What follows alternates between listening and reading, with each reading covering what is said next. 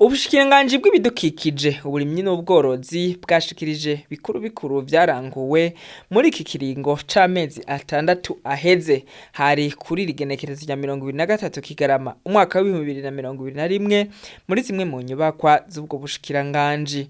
Ngo icatumye umwimbo ugwira hariho kuronsa ifumbire abenegihugu ku gihe, gutanga imbuto zirobanuye, gukingira imirima indwara z'udukoko, gutunganya neza imyonga, gutunganya neza isi ndimwa mu guca imikobeko n'ibindi. Ibindi vyaranguwe harabayeho ukwimisha inshinge ibitungwa, kugwiza amazi mu gushira imyanja mu benegihugu, kugwiza igitegwa kivamwo isukari, gutera ibitegwa bishasha nka macadamia n'ibindi, kugwiza umwimbu mu kongera imbuto y'ibigazi abenegihugu. Ngo nubwo biruko intambamye ntizabuze, ngo haribonekeje ingorane ifatiye kwibura z'imbuto z'ibiraya, ifumbire idakwiye, imiti yo gukingira ibitegwa n'ibitungwa. Ibikorwa byose ntitwabuze utugorane twagiye turagira, ngira ngo mwarabonye yuko nta benegihugu igihe baboneye ko bijukiye wa mugambi wa nyen'icubahiro mu gihugu cacu Burundi wo kwitabira kurima, babo basirimu kuko murabizi umwuga wo kurima ntukirimo bamwe bita abanyarucani babapeza, baragize akoba bati mbega ubwo tuzoronka imbuto n'ifumbire bikwiye. Aha rero twarabikoze, ariko na twebwe twabikoze twihuta cyane kuko twasanze uburinganire bw'isi bwariyongereye cyane, kuko ifumbire isabwa iba nyinshi, hanyuma n'imbuto zisabwa ziba nyinshi. Abenegihugu bari bashatse kugira ubwoba ngo bazoronka byangombwa, bashitseko caradukozeko, ariko twabyifashemo neza.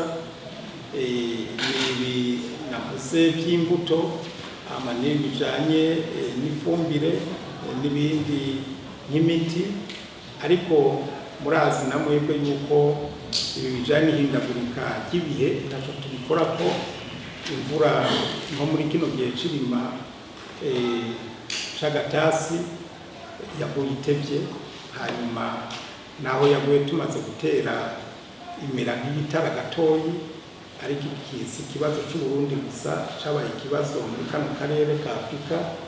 Imana yaradufashije twebwe ntibyadukoze ko cyane, kuko haheze indwi zibiri yaciye isubira kugwa ukuri kwamye, ubu nta kibazo tubona kiri ku rubuga muri rusange. Ibindi twama tugira ko umwitwariko mwinshi mu benegihugu ibijanye n'imiti yo gukingira ibitungwa, reka mbere n'imiti yo gukingira ibitegwa.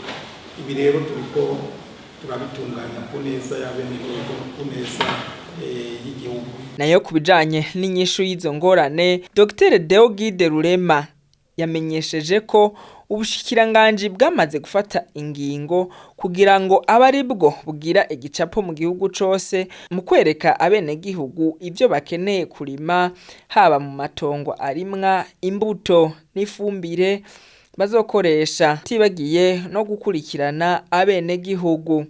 Muti none izo ntambamyi ntabwo ko tugorane iyo mitwereko y'abenegihugu muyifata mu minwe gute? Icambere twabonye nuko abenegihugu bari barahebwe, nibo bagenda bigwana ko mu kwerekana ivyo bakora buri mwirima mu gihe c'irima, ariko anashaka kubamenyesha yuko ubu bushikiranganji bwamaze gufata ingingo, bugafata iya mbere kugira ngo abari twe tugira igicapo mu gihugu cose ku gihe c'irima, twereka abenegihugu ivyo bakeneye kurima. Gutyo rero tukaba nk'ubu turiko turategekanya muri iri rima ry'impeshi amatongo azorimwa, imbuto zizokenerwa, ifumbire izokenerwa, gutyo cyo dutegekanya n'imiti y'ibitungwa cangwe y'ibiterwa izobikenewe. Aha rero tugasha tubishikiriza abenegihugu tukabereka koko ko turi kumwe nabo. Ikindi ni ibintu bijanye no gukurikirana neza abenegihugu. Yarangije amenyesha ko uburyo ubushikiranganji bwari bwararonkejwe, amenyesha ko bari baronkejwe imiliyaridi zirenga 36 muri ayo mezi atandatu, izababa 25 zarakoreshejwe, no kuvuga ngo ibice 67 n'uduce 98 kw'ijana.